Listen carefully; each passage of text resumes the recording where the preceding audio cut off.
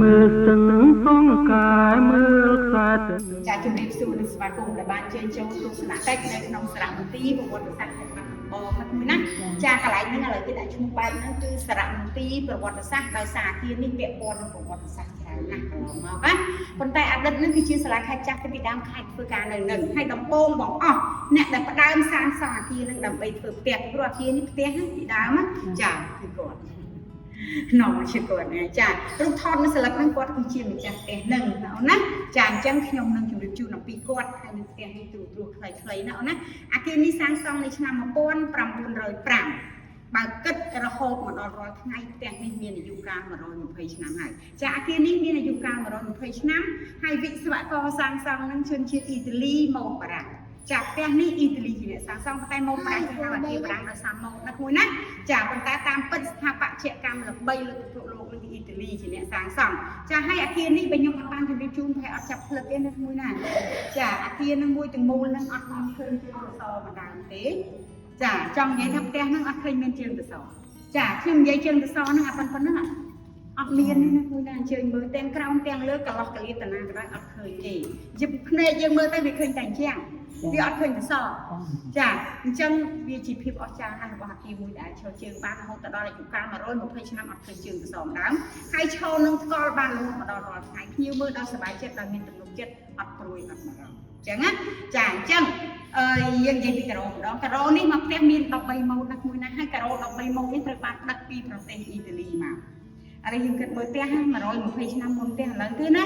ចាធ្វើផ្ទះមួយ120ឆ្នាំមុនទៅដឹកការ៉ូពីអ៊ីតាលីហើយទៅយកជាងពីអ៊ីតាលីទៀតអ៊ីតាលីឆ្ងាយណាស់ហើយការ៉ូធ្ងន់ណាស់ចាមិនមែនស្រួលក្នុងការយកមកទេអញ្ចឹងបានន័យថាបើគិតអំពីលុយគិតអំពីតម្លៃគឺមហាសាលមកទីនេះតម្លៃមហាសាលខ្លាំងណាស់ហើយតម្លៃបែបហ្នឹងអ្នកណាធ្វើបានគឺគាត់នឹងឯងចាពីព្រោះគាត់ជាម្ចាស់ផ្ទះអញ្ចឹងខ្ញុំនឹងជម្រាបជូនអំពីគាត់តែគាត់ជាអ្វីដែលគាត់អាចធ្វើផ្ទះនេះបានរហូតដល់អាយុកាល120ឆ្នាំមុនគាត់ឈ្មោះលោកម្ចាស់កថាថនឈុំអភ័យវង្សគាត់គឺជាអតីតស្ដេចក្រាញ់ប្រចាំខេត្តបាត់ដំបងនៃសម័យនោះណាមួយណាចាឲ្យពាក្យស្ដេចក្រាញ់សម័យនោះគឺជាស្ដេចប្រចាំតំបន់មិនស្ដេចប្រចាំប្រទេសទេហើយពាក្យថាតំបន់នឹងគឺជាភូមិភាគពាយ័ព្យបែកខាងលិចជាប់ព្រំប្រទល់ខៃក្របដណ្ដប់ទៅដោយខេត្ត5រាល់ថ្ងៃណាមួយចាសៀមរាបឧត្តរមានជ័យប្រទាយមានជ័យបៃលិនបាត់ដំបងហ្នឹងគឺក្រោមការគ្រប់គ្រងរបស់គាត់ហើយគាត់ក្រោមការគ្រប់គ្រងរបស់សៀមជ្រុកនេះចាក្រោមការគ្រប់គ្រងរបស់សៀមពីព្រោះខេត្តសម័យនោះខេត្តបាត់ដំបងក្រោមអាណានិគមរបស់សៀមណាមួយណាសៀមគ្រប់គ្រងចាហើយបំណងគាត់សង់ផ្ទះហ្នឹងអាគារហ្នឹងដើម្បីធ្វើផ្ទះរបស់គាត់គេហៅថាផ្ទះលោកម្ចាស់ឬភូមិគ្រឹះលោកម្ចាស់រយៈពេលសាងសង់តែ2ឆ្នាំទេរួចរាល់គឺ1905សាងសង់1907រួចរាល់គាត់ទៅរួចមានប្រាំងចូល5ដងបាត់ដំបងប្រាំងសៀមតែប្រាំងមកក្នុងបំណងល្អទេណាមួយណាចាគឺមកដើម្បីនឹងចរចាជាមួយសៀមហ្នឹងដកខេត្តបាត់ដំបងមកប្រទេសកម្ពុជាវិញដែលគេហៅថាសិទ្ធិសញ្ញាបារាំងសៀមឆ្នាំ1907លើកមួយឥឡូវនឹងឃើញប្រើមានបញ្ហាជាមួយសៀមយើងលើកសិទ្ធិសញ្ញានឹងឯងមកប្រើអញ្ចឹងណាចាអញ្ចឹងពេលនឹងបារាំងសៀមបានជួបគ្នាចរចាគ្នាដោយសន្តិភាពអត់ច្បាំងអត់កំហុសឈាមគ្នាទេគឺទឹកបិចស្លាប់ការត្រូវរើចុះអត្តលេខាសៀមចិត្តដល់ទៅស្រុកវិញបារាំងចូលមកដល់អញ្ចឹងណាចាគ្រប់គ្រងដាក់អាណានិគមខេត្តបាត់ដំបងតាំងឆ្នាំ1907រហូតដល់ឆ្នាំ1954ទើបចប់ពេលដែលចប់នឹងឯងនៅប្រទេសយើងបានឯករាជ្យណាមួយណាអញ្ចឹងពេលដែលយើងបានឯករាជ្យភ្លាមយើងចាប់ផ្ដើមមាននាយករដ្ឋមន្ត្រីមុនគេបងអស់មុននឹងយើងអត់មាននាយករដ្ឋមន្ត្រីទេដោយសារប្រទេសយើងមានស្ដាប់ប៉ុន្តែ1954យើងបានឯករាជ្យយើងចាប់ផ្ដើមមាននាយករដ្ឋមន្ត្រីគឺអ្នកដែលឈរឈ្មោះទី1គឺសម្ដេចព្រះនរោត្តម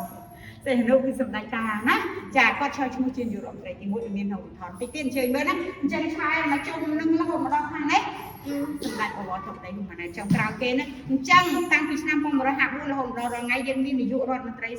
37នេះតែយើងណាមួយចាអញ្ចឹងយើងស្លេះអាហ្នឹងយើងនិយាយពីម្ចាស់ផ្ទះម្ដងដើម្បីបញ្ចប់ណាម្ចាស់ផ្ទះនៅពេលប្រាំងចូលមកហើយចេញគាត់ទៅដែរ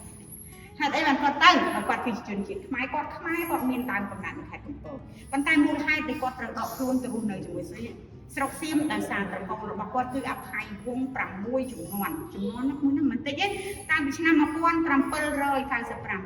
យូរណាគាត់ណារហូតដល់ឆ្នាំ1907ជាង100ឆ្នាំដែលបារាំងចូលហ្នឹងណាចាជាង100ឆ្នាំដែលគ្រួសាររបស់គាត់ធ្វើតាមសៀមដល់អញ្ចឹងចិត្តគំនិតគាត់ទៅណាឃើញណាអញ្ចឹងដល់ពេលសៀមដកគាត់ទៅដែរទៅដល់ស្រុកសៀមគាត់ទៅសង់ផ្ទះមួយនៅទីនោះដូចគ្នាបិទដែលគេហៅថាជាភ្ទូចា ហេតុអីគាត់សំដងដល់សារកន្លែងនេះគាត់ធ្វើឲ្យគាត់បានទេមួយថ្ងៃគាត់បាននៅគាត់ឈ្មោះចាស់ទេតែអត់នៅទេធ្វើឲ្យប្រាំងចូលដល់អញ្ចឹងគាត់ទៅសៀមគាត់ទៅសំមួយទៀតដូចគ្នាបេបិទនៅស្រុកសៀមនឹងឯងចាផ្ទះនៅទីនោះគាត់សំតែគាត់បាននៅណាមួយណាចាបាននៅហើយគាត់ស្លាប់បាត់បង់ជីវិតនៅទីនោះអត់ត្រឡប់មកវិញហើយផ្ទះរបស់គាត់នឹងត្រូវបានសម្បទានទៅឲ្យរដ្ឋហើយដាក់ទៅជាមន្ទីរពេទ្យព្យាបាលជំងឺដោយប្រើឱសថបុរាណអញ្ចឹងខ្ញុំសរុបសេចក្តីចប់អញ្ចឹងណា5នាទីមិញហ្នឹងការអានលេងនៅក្នុងសភៅក្រាស់ណា3 4 5ខែអានអត់ចប់ទេប៉ុន្តែយើងសរុបពីព្រោះភ្ញៀវគាត់មានពេលស្ដាប់យើងយំទេអញ្ចឹងជា100ឆ្នាំមុនក៏ដូចជាឥឡូវមានអាគារភ្លោះ2ទៅ2វិតនៅស្រុកខេត្តមួយនៅខេត្តបច្ចឹមបុរីរាល់ថ្ងៃហ្នឹងជាមន្ទីរពេទ្យហើយនៅស្រុកខ្មែរមួយនៅខេត្តបាត់ដំបងរាល់ថ្ងៃជាស្រាំទីដែលកូនជើងចូលលេងនឹងឯងចាស់ម្ចាស់តែមួយទេគឺគាត់ហើយគាត់ជនជាតិខ្មែរណាអូនណាមិនមែនថៃមិនមែនបារាំងគឺខ្មែរចាអញ្ចឹងអ្វីដែលខ្ញុំជម្រាបជូនលោករដ្ឋបើឆ្ងល់ជាងស្រួលបើអត់ទេជួយមើលណាចាមើលគាត់មានប្រពន្ធខ្មែរប្រពន្ធសៀមហ្នឹងមិញខ្មែរក៏មានសៀមក៏មានពីព្រោះគាត់មានភរិយាច្រើនណាស់ដោយសារគាត់ស្ដេចក្រាញ់